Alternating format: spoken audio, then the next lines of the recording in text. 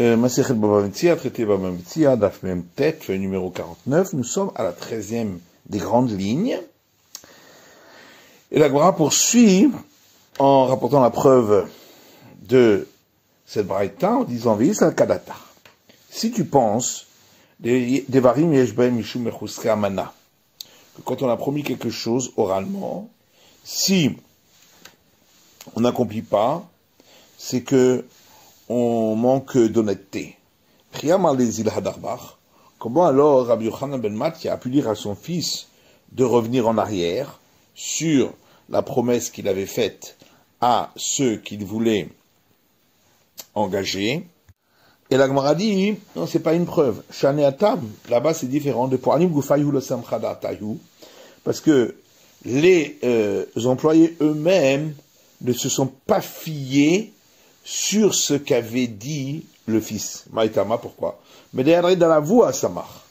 Il savait très bien que le fils s'appuie sur ce que le père fera. Et la Gemara demande, mais si c'est ainsi, même s'ils avaient commencé déjà à travailler, il aurait pu revenir en arrière.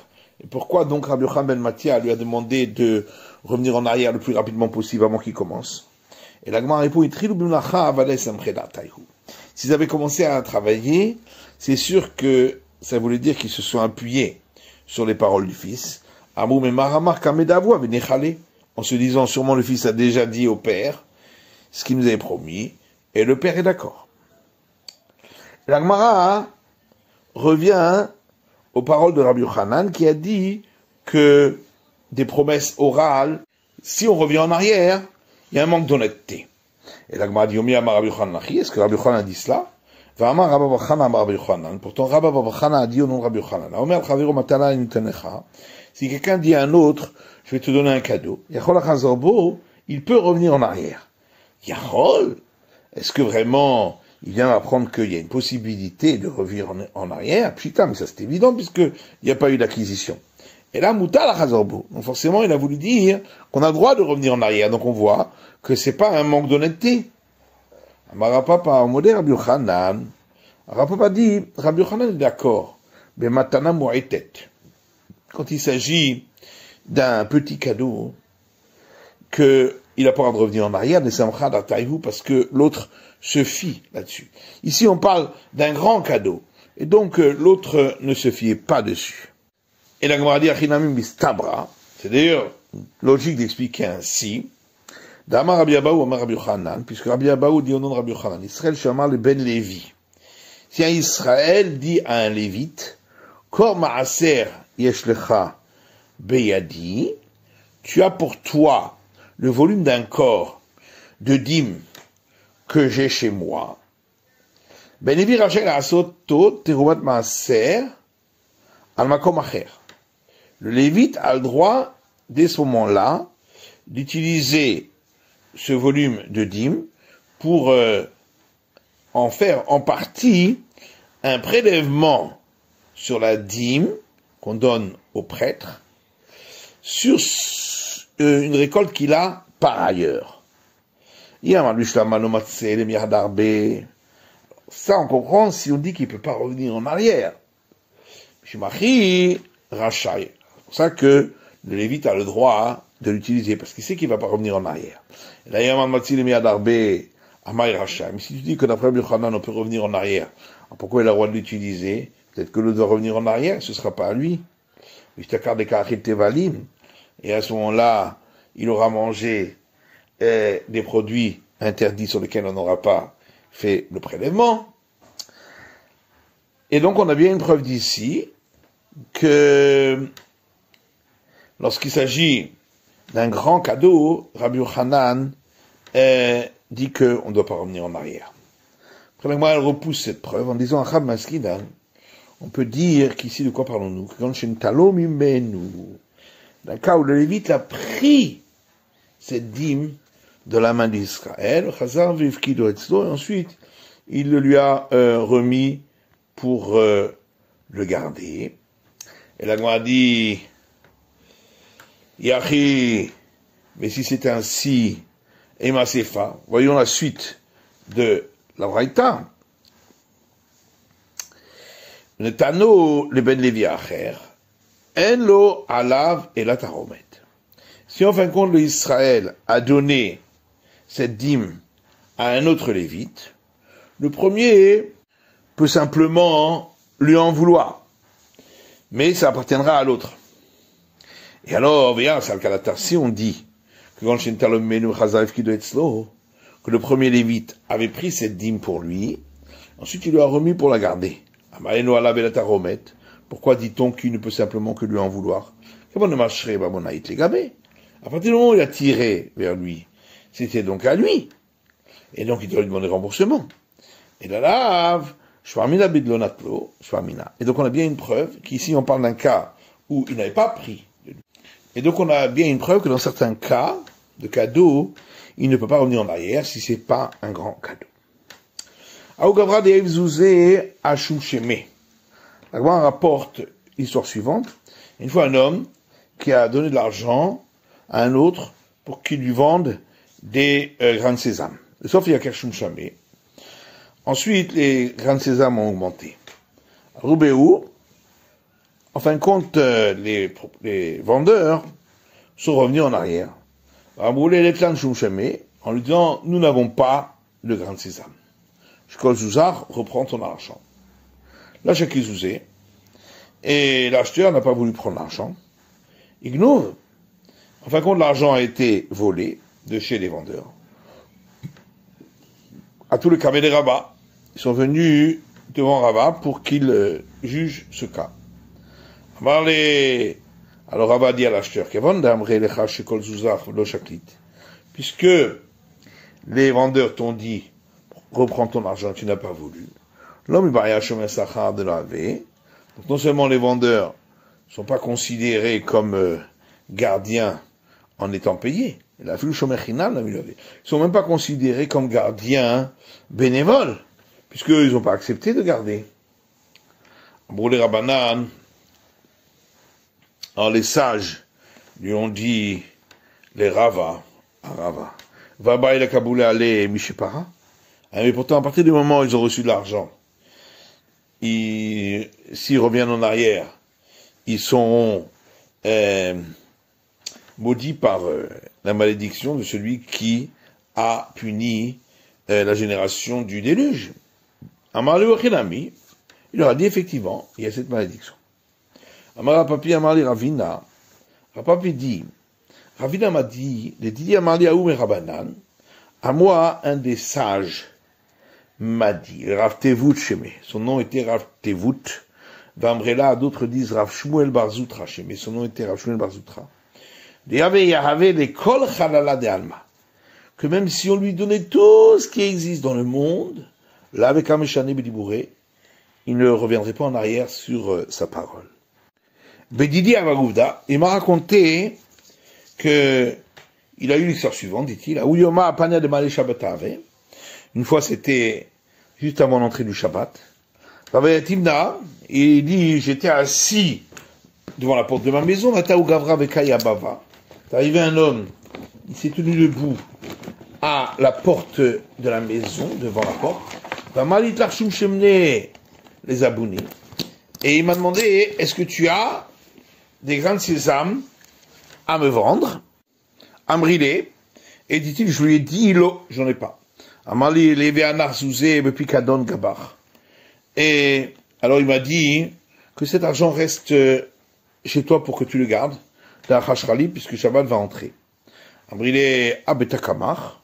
Je lui ai dit, voilà, la maison est devant toi, tu peux déposer l'argent.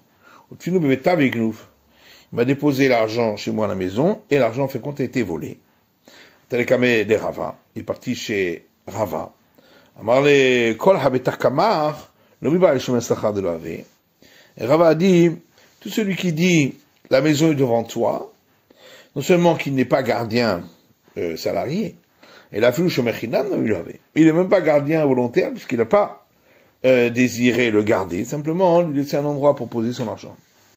Et Ravina poursuit en disant, Amri, j'ai dit à ce sage-là qui a rapporté cela, va Amrou les Rabbanan les Rava, pourtant, concernant cette histoire-là où ils sont allés devant Rava, les sages ont dit à Rava, il le kaboula ali Mishepara, qu'il aurait dû recevoir sur lui la malédiction de celui qui a reçu paiement et qui ne veut pas réaliser sa vente. Et donc, on voit bien qu'on parlait d'une histoire de revenir en arrière sur la vente. Et il m'a dit non, c'est pas du tout cela qui s'est passé. Et c'est sûr que c'est pas cela que les sages ont dit à Rava. La Gemara revient à notre Mishnah. Rabbi Shimon Omer, Rabbi Shimon dit Kol shakesef beyado yado ala elyona. Tout celui qui a l'argent entre ses mains, c'est-à-dire le vendeur qui a reçu l'argent, peut revenir en arrière. Tanya, Amar Rabbi Shimon, et une braïta qui dit, Rabbi Shimon dit, Ematai, quand est-ce que le vendeur peut revenir en arrière? Parce qu'il a les deux, l'argent et encore les fruits. Mais si le vendeur n'avait que l'argent et l'acheteur avait déjà reçu les fruits, il ne peut plus revenir en arrière, parce que son argent est toujours entre ses mains de l'acheteur. Et là, Gemara dit Beyado, comment peut-on dire qu'il est entre ses mains, l'argent? Bien Mocherou, c'est le vendeur qui a reçu l'argent. Et là, chez Dme Kaspo Beyado. Mais la Braïta veut dire parce que la contre-valeur de ce qu'il a payé est déjà entre ses mains de l'acheteur. C'est pourquoi le vendeur ne peut plus revenir en arrière. Et là, Gemara dit Pshita, mais dans ce cas-là, c'est évident. Amarava Achab Maskina, Rava dit, de quoi parlons-nous? Quand Shaita Alia Shel Lokeach, ou Skiret Beyan Amocher. Dans un cas où l'étage de l'acheteur était loué au vendeur, et les fruits se trouvaient à cet étage. Et dans ce cas-là, effectivement, personne ne peut revenir en arrière. Pourquoi? Pourquoi les sages ont-ils institué Meshicha, qu'il faut amener l'objet entre ses mains? Xerashema, c'est une crainte que peut-être il va y avoir un incendie et le vendeur ne va pas être un incendie puisque ça appartiendra déjà à l'acheteur. Yomarlo nisrefuchite chabalia, il lui dira tomber à brûler à l'étage. Aha, par contre, dans notre cas, nous, bichouté de l'oker, nous, il se trouve à l'étage qui appartient à l'acheteur. Il n'a pas de cas honnête, il était là. Et donc c'est sûr que s'il arrivait un incendie, l'acheteur lui-même va aller pour éteindre l'incendie, et ainsi il va reprendre ses fruits, donc il n'y a pas lieu d'instituer qu'il faut absolument qu'il tire vers lui. Une fois, un homme qui a donné de l'argent à un autre pour recevoir du vin. Il n'avait pas encore tiré le vin vers lui, il n'est pas acquis. Le Sof Shamar de Kabae le Minser B de Parzak Roufila. Plus tard, il a entendu que les gens de la cour de Parzak, qui était le conseiller du roi, veulent ce vin. Alors, l'acheteur a dit au vendeur, Habli Zouzé, donne-moi mon argent, l'Obaïna Hamra, je ne veux pas prendre le vin. T'as le camé de Rav Chizda. Parti le vendeur chez Rav Chizda. Amarle, il a dit que derrière ce tiknou meshicha b'mochin, car tiknou meshicha b'alkochot. De la même manière que les sages ont institué que tant que on n'a pas tiré vers soi, le vendeur peut revenir en arrière. De même, l'acheteur aussi pourra revenir en arrière tant qu'il n'a pas tiré vers lui l'objet. C'est pourquoi effectivement il peut revenir en arrière. Matitin Mishnah. Aona'a. La mesure d'écart du prix par rapport au prix normal pour considérer que il y a une tromperie. Arba'a kesef. C'est de 4 pièces d'une méra d'argent. Mais ce qui veut arba'a kesef là, c'est là, lorsque il y a 24 pièces de mara pour un séla que représentait la vente. Et donc, il s'agit ici d'un 6e de la vente. Toute la méka, c'est donc un 6e du prix de la vente. Al-Matay Moutar, la Hazir. Et jusqu'à quand celui qui a été ainsi trompé peut revenir en arrière. Ad kede shiarel atagar olikrovo. Pendant tout le laps de temps qui est nécessaire pour lui, pour montrer l'objet à un marchand ou à un proche parent à lui pour savoir s'il n'a pas été trompé. Rabbi Tarfon Beloud, Rabbi Tarfon a enseigné à Loud, que l'écart doit être de 8 pièces de maha d'argent lorsqu'il y en a 24 pour un séla, donc ça fait shlish la mekar, un tiers du prix global. Samrut tagar elod. Alors, quand ils ont entendu cela, les commerçants de Lod, ils étaient contents. Amar lahem, alors Rabbi Tarfon leur a dit, Kol hayom mutar lachazor. Oui, mais il peut revenir en arrière durant toute la journée de cette vente. Amroulo, alors les commerçants de Lod lui ont dit à Rabbi Tarfon, dernière là nous Rabbi Tarfon nous commet nous. Que Rabbi Tarfon nous laisse nous-mêmes à l'endroit où nous sommes choisir qui nous voulons suivre. Chazrou, les divrei hachamim, et ils sont revenus à leur première pratique de suivre la vie des sages. Gmara, Itmar, il y a un enseignement qui dit Rav amar shtut mikach shaninu. Rav dit, quand on a parlé d'un écart d'un sixième, il s'agit d'un sixième par rapport à la valeur du bien vendu. Ou Shmuel amar shtut maot nami shaninu. Alors que Shmuel dit que ça s'applique également au cas où il y avait un écart d'un sixième par rapport au prix de la vente. Et la Gemara explique cette discussion en disant Shave shita bechamsha. Si un objet qui valait 6 zouz, on l'a vendu pour 5, Shave shita beshivra, ou un objet qui valait 6 zouz, on l'a vendu pour 7, Koule Alma l'a plié, tout le monde est d'accord dans ce cas-là.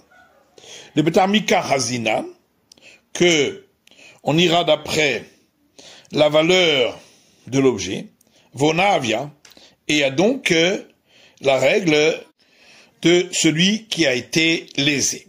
Qui plié, et toute la discussion entre Rav et Shmuel, est dans le cas de Shaveh Hamisha Beshita, d'un objet qui valait 5 zouz, et qu'on a vendu pour 6. Le Shaveh Shiva Beshita, ou un objet qui valait 7 zouz, et qu'on a vendu pour 6. D'après Shmuel qui dit qu'on va d'après le prix réel de la vente, il dit Veidi on avait. Donc, dans les deux cas, il y avait un écart d'un sixième, et donc on appliquera la règle de celui qui a été lésé. Le Rav de Amar Betamika Hazinan, alors que d'après Rav qui dit qu'on va d'après la valeur de l'objet, Shaveh Hamisha Beshita, Bitunmekachavia. Dans le cas d'un objet qui valait 5 et qu'on a vendu 6, il y a donc une différence d'un cinquième et non d'un sixième. Et dans ce cas-là, la règle est que la vente est annulée. Shaveh Shiva Beshita. Et dans le cas d'un objet qui valait 7 et qui a été vendu pour 6, Mechila Avia, dans ce cas-là, c'est une différence de moins d'un sixième, puisque c'est un septième. Dans ce cas-là, il y a acceptation du prix, et donc, on n'a pas besoin ni de remboursement, ni d'annuler la vente. Shmuel Amar, alors que d'après Shmuel, lui, il considère qu'il y a un brinal mechila ou bitul mekar, que dans quel cas nous disons qu'il y a eu soit acceptation, soit qu'il y a annulation de la vente, et dans le cas où il n'y avait pas une différence d'un sixième, dans les deux côtés, ni par rapport au prix réel, ni par rapport à la valeur de l'objet. Mais s'il y avait un écart d'un sixième sur un des points, c'est-à-dire soit par rapport au prix réel, soit par rapport à la valeur, on a avia. Dans ce cas-là, on donnera les règles de celui qui a été lésé. Tenan, la Gemara rapporte notre Mishnah qui disait Aona'a arba'a kesef mesrim v'arba'a kesef la sela. La règle de celui qui a été lésé, c'est lorsqu'il y a un écart de 4 pièces d'argent, lorsque ça a été vendu pour 24 pièces d'argent, c'est-à-dire un sela. Toute la mikar, et c'est donc un écart d'un 1/6 pour la vente. Et la Gemara dit, Maïlab des abin shave eskim be eskim arba. N'est-ce pas, on parle donc que on a vendu un objet qui valait 20 pièces pour 24. Ushmarmina, et donc on peut tirer de là, Shtutmaot nami, shaninu, que un 6e, c'est également lorsqu'il s'agit d'un 6e par rapport au prix de la vente. Et donc c'est une preuve pour Shmuel.